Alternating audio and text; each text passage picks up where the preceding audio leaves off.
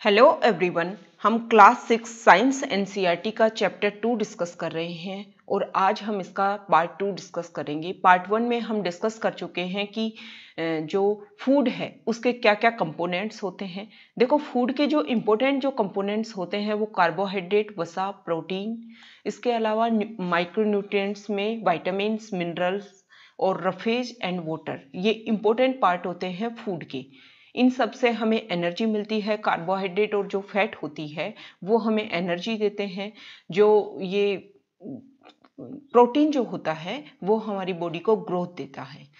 ठीक है, तो देखो इसका जो हम सेकंड पार्ट डिस्कस करेंगे उसमें हम स्टार्ट करेंगे बैलेंस्ड डाइट से, मतलब संतुलित आहार। संतुलित आहार क्या होता है, बैलेंस्ड डाइट क्या होता है, ये हम स्टार्ट करेंगे। हम दिन में जो भी खाते हैं, पूरे दिन में जो भी खाते हैं वो होता है हमारी डाइट। अब हमारे शरीर की वृद्धि और हमारे शरीर की मेंटेनेंस के लिए, जो भी हमारे स्वास्थ्य को बनाए रखने के लिए हमारे फूड में, हमारे मील में जो भी पोषक तत्व उचित मात्रा में होने चाहिए, जिनकी हमारे शरीर को आवश्यकता होती है, वो क्या होती है, हमारी डाइट। अब ये जो पोषक तत्व हैं वो ना तो, मतलब ये जो पोषक तत्व हैं वो राइट क्वांटिटी में होने चाहिए, ना तो ज़्यादा होने चाहिए और ना ही कम होने चाहिए। इसके अलावा जो डाइट होती है उसमें गुड अमाउंट होना चाहिए रफेज का और वाटर का। ऐसे जो डाइट होती है उसको बोलते हैं बैलेंस्ड डाइट। मतलब क्या समझ में आया, डाइट में क्या क्या होना चाहिए, सारे जो पार्ट हैं, कार्बोहाइड्रेट, प्रोटीन, फैट, इसके अलावा मिनरल्स, विटामिन्स, रफेज और वाटर, ये सब कुछ गुड क्वालिटी में होने चाहिए, गुड क्वांटिटी में होने चाहिए, कुछ भी ज़्यादा और कम नहीं होना चाहिए। वो होता है बैलेंस डाइट। अब आगे इसमें क्वेश्चन किया गया है, ठीक है, क्वेश्चन मार्क किया गया है क्या कि सभी जो एज के लोग होते हैं, मान लो कोई बच्चा है, कोई बच्चा होता है और कोई बड़ा है, क्या सभी के लिए सेम बैलेंस डाइट होती है? क्या सभी को सेम प्रकार का खाना, सेम क्वांटिटी में खाना सही है?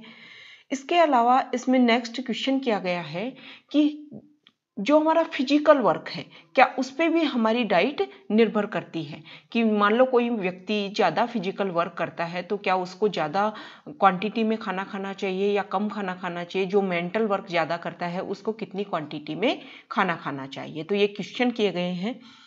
आगे इसमें बोला गया है कि आप पूरे दिन में क्या क्या खाते हो, उसका एक चार्ट बनाओ और देखो कि आप सारे न्यूट्रिएंट्स लेते हो या नहीं लेते हो। नेक्स्ट इसमें कुछ पार्ट बताए गए हैं, टाइप बताए गए, जैसे pulses, groundnut, soybean, sprouted seeds जैसे मूंग और बेंगल ग्रैम्स होते हैं, फर्मेंटेड फूड्स जैसे इडली बनते हैं साउथ इंडिया में, उसमें जो मतलब सूजी होती है उसको फर्मेंटेट किया जाता है पहले, या फिर मिस्सी रोटी होती है, थेपला होता है, बनाना, स्पिनच मतलब पालक, सत्तू, जैगरी, गुड़, vegetables and other such foods, ये सारे जो फूड्स यहाँ टाइप दे रखे हैं। इसके अलावा भी फूड के और सारे टाइप होते हैं। इन सारे फूड के टाइप्स में सभी प्रकार के, अनेक प्रकार के न्यूट्रिएंट्स पाए जाते हैं। इसलिए कोई व्यक्ति, आगे बोला गया है, कोई व्यक्ति जरूरी नहीं है कि खाने पर बहुत ज़्यादा खर्च करे। अगर वो थोड़ा भी खर्च करता है विदाउट एक्सपेंसिव फूड, कोई भी व्यक्ति बैलेंस डाइट गेन कर सकता है। आगे इसमें बोला गया है कि राइट काइंड ऑफ फूड, मतलब एक सही मात्रा में खाना खाना ही एनफ नहीं है, पर्याप्त नहीं है। इसके अलावा खाने को सही तरीके से पकाना भी इम्पोर्टेंट है। मतलब अगर आप खाने को ढंग से नहीं पकाओगे, मतलब ज़्यादा देर तक पका दोगे, तो उसमें कुछ विटामिन्स होते हैं ये ख़त्म हो जाते हैं। इसमें बताया गया है कि कुछ सब्जियां होती हैं, कुछ वेजिटेबल्स होते हैं, उनकी जो स्किन है, मतलब उनका जो कवर होता है, उसमें बहुत सारे विटामिन्स और मिनरल्स होते हैं।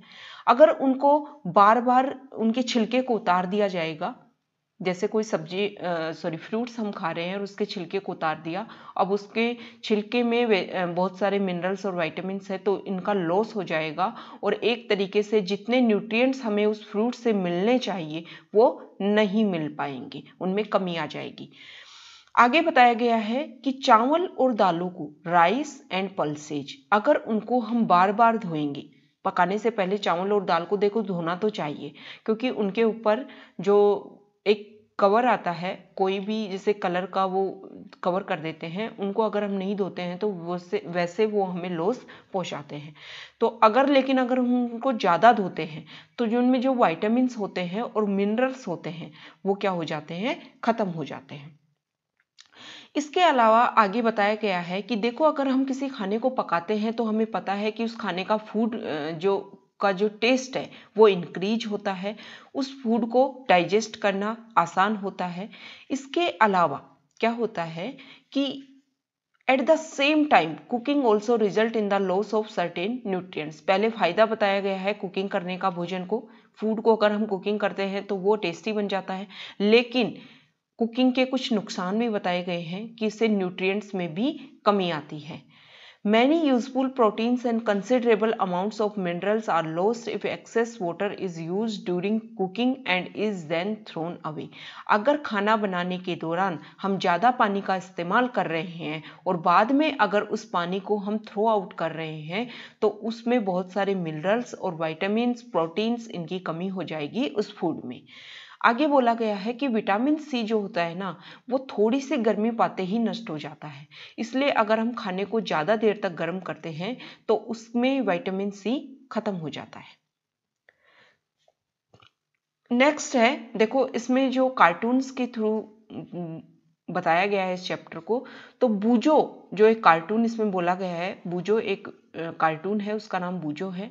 बूजो सोचता है, पहले भी ये हमने डिस्कस कर चुके हैं कि मान लो फैट और कार्बोहाइड्रेट दोनों में से अगर फैट की कम क्वांटिटी है कार्बोहाइड्रेट की तुलना में, लेकिन फिर भी फैट जो है वो कार्बोहाइड्रेट से ज़्यादा एनर्जी दे देता है, तो बूजो सोचता है कि खाना खाना ही क्यों है, जब एनर्जी मिल रही है थोड़े सा फैट खाने से ही, तो मैं तो सिर्फ और सिर्फ फैट रिच जो फूड है वो ही खाऊंगा।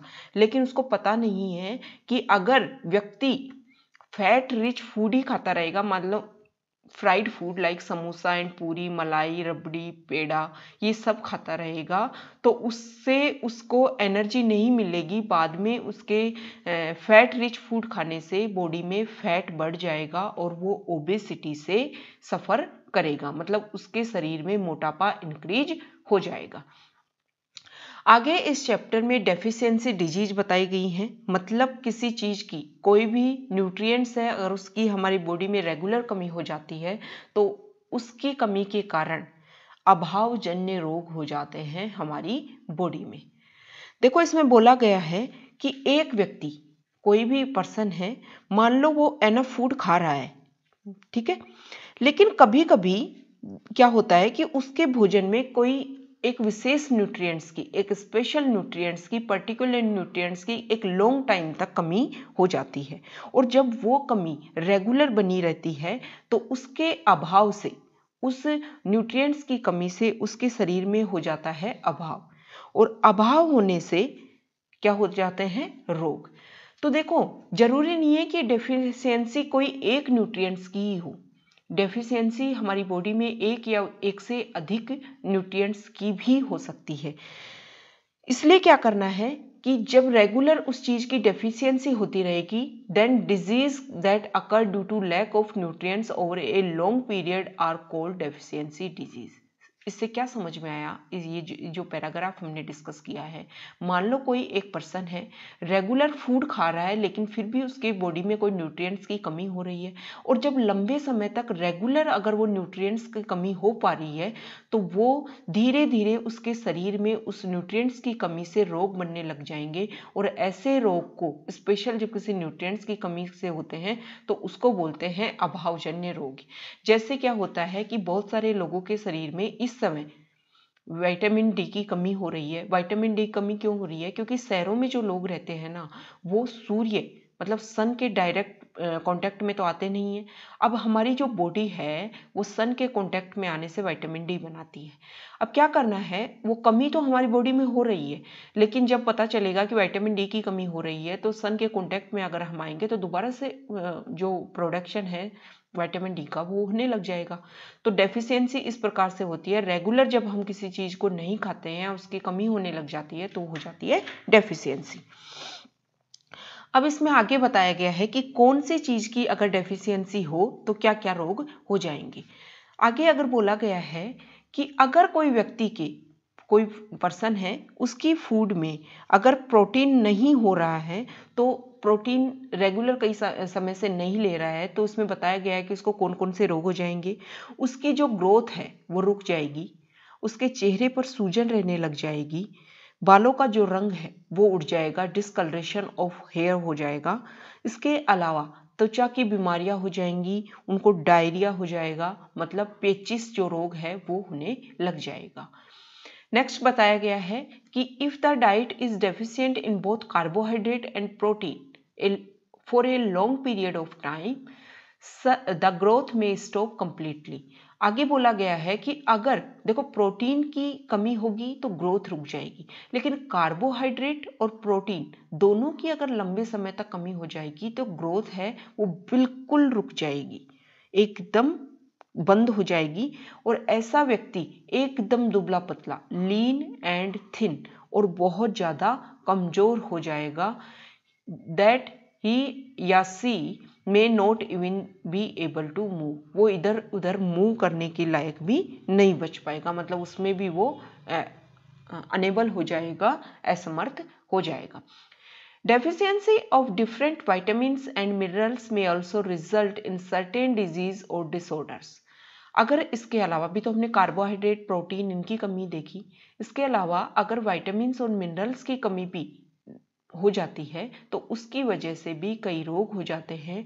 इनके लिए नीचे एक देखो टेबल दे रखी है, उसमें अलग अलग विटामिन्स की कमी होने से, अलग अलग मिनरल्स की कमी होने से कौन से डिजीज होते हैं वो दिखाया गया है। आगे इसमें बोला गया है कि all deficiency disease can be prevented by taking a balanced diet. अगर व्यक्ति एक संतुलित आहार, बैलेंस डाइट रेगुलर ले तो ये बहुत सारे जो अभावजन्य रोग हैं इनसे बच सकता है।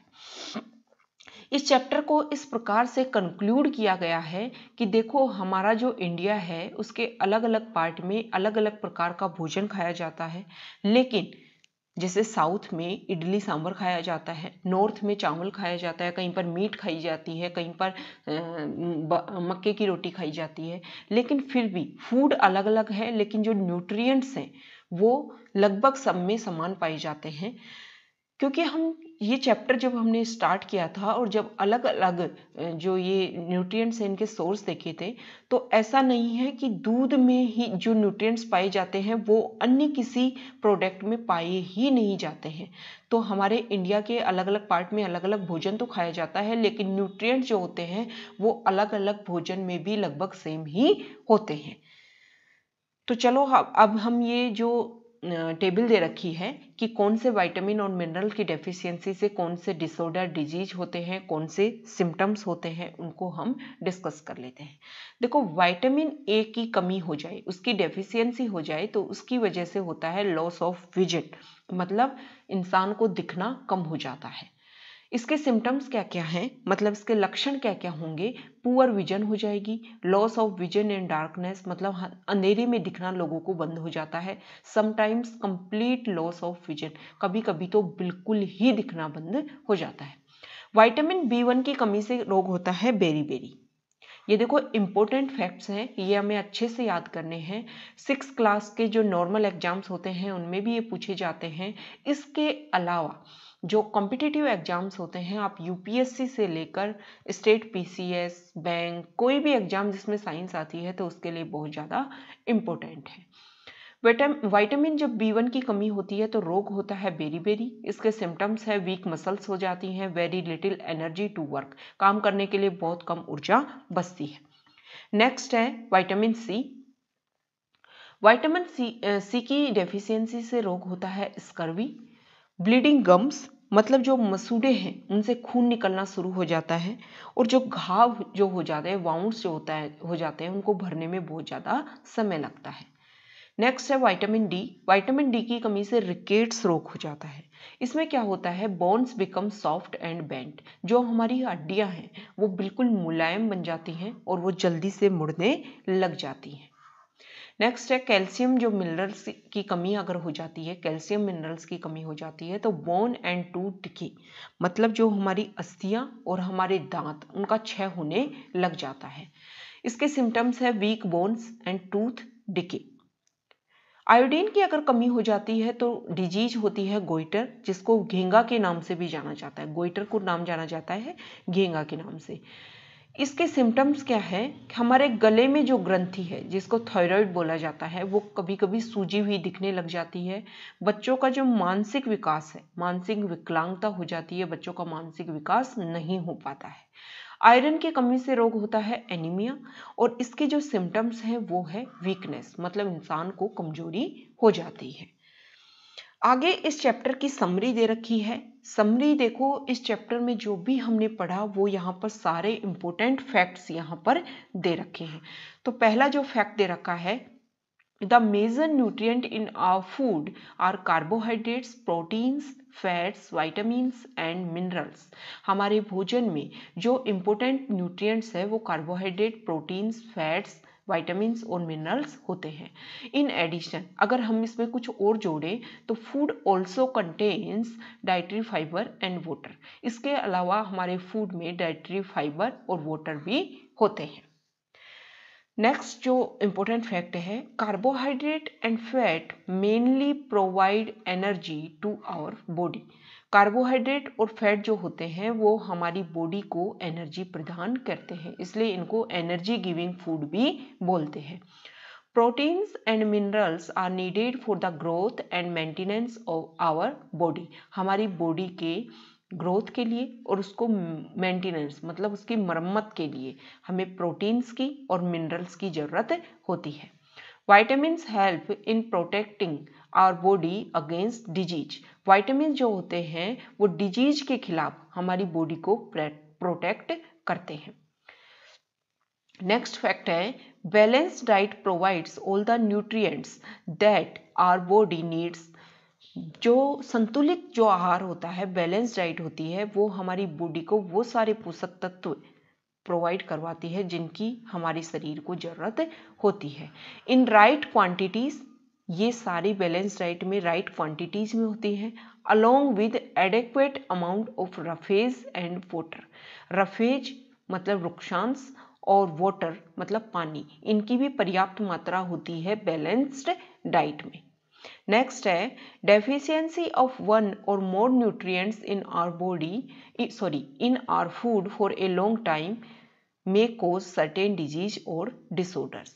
अगर हमारे शरीर में, हमारे फूड में अगर एक या एक से अधिक पोषक तत्वों की लंबे समय तक कमी हो जाए तो कुछ निश्चित प्रकार के रोग हो जाएंगे या फिर कुछ डिसऑर्डर हमारी बॉडी में हो जाएंगे।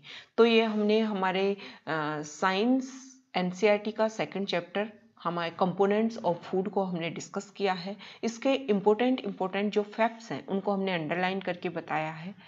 और देखो ये चैप्टर बहुत ही ज़्यादा इम्पोर्टेंट है। Okay, thank you.